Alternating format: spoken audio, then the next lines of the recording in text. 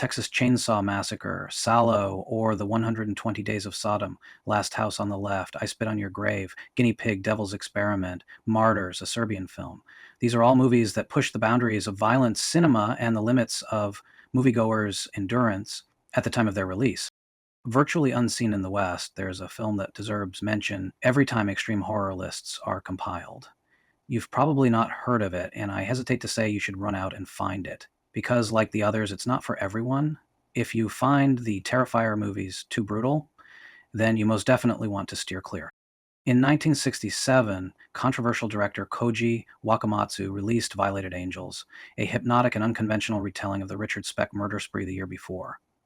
He was no stranger to this kind of film. Just a year earlier, he'd released The Embryo Hunts in Secret, a film about a man who holds a young woman hostage and subjects her to grotesque and shocking abuse. In the end, she gets her bloody revenge and escapes.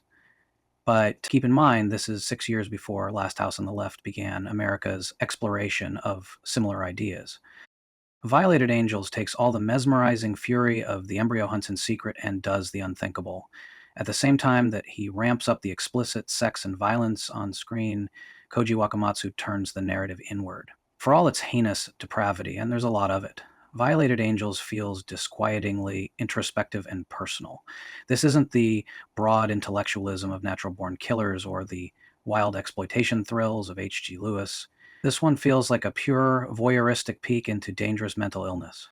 The story isn't complex, but then either was Richard Speck. Jiro Kara plays Handsome Boy, the Speck character. He's addicted to pornography and guns. There's a sense that he was born different, never developing a sense of morality. He didn't fall from grace. He never had any to begin with. You might assume that would make him too pure of a villain to be compelling. Modern storytelling demands that writers at least nod in the direction of the idea that every villain is the hero of his own story. Not here. The handsome boy doesn't care about right or wrong at all. It's never been a consideration in his life. If he wants something, he takes it without any thought of consequence. One night, the handsome boy invades a rooming house for nurses. Like the real-life Speck murders, the violent spree that follows is harrowing. Although it's not a particularly gory film, although there's certainly blood, the torture and murders have the unmistakable whiff of reality. Not that you'd ever think you're watching a snuff film, because the movie's far too stylized and professional for that, but the violence seems natural and unstaged. If you did the things the handsome boy does, it would look like this. The references I've made to Last House and I Spit on Your Grave fall away in the film's final moments. Instead of turning into a revenge drama, Violated Angels gives the handsome man and his final girl, Nurse, a disarming, weirdly romantic ending, which of course is all in his head. The last 2 minutes of the film try to suggest that the handsome boy might represent the future of Japanese society, but by then the viewer is exhausted and cold from taking in an hour of atrocities. It doesn't hurt the film, but the political statement largely falls on deaf ears. Koji Wakamatsu shot the film in 3 days. Let that sink in. The black and white cinematography feels like the love child of German expressionistic noir and 50s monster movies. Long stretches of the film are silent, while occasional scenes only scored with static-like sounds of distant rain. It really feels like you're in the head of a serial killer. The persistent nudity and sexual violence, both implied and explicit, don't have the sensational thrills as you usually find in Japanese pink cinema. This is different. This is mean-spirited. Koji Wakamatsu is the only man who could have made this film. Unlike Cronenberg or Lynch, Koji Wakamatsu wasn't making films about his hypothetical obsessions. As a teenager in post-war Japan, he worked as a construction worker helping to rebuild his country. The conditions were difficult and often dangerous. At a young age, he dealt with local corruption and widespread crime. It was reportedly drafted into service by the Yakuza, not by choice, but self-preservation and survival.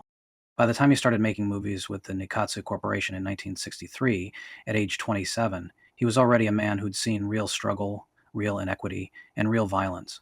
Bringing his life experiences onto the screen, even coded as retellings of a famous American serial killer's exploits, set him apart from the rest of the directors making pink movies.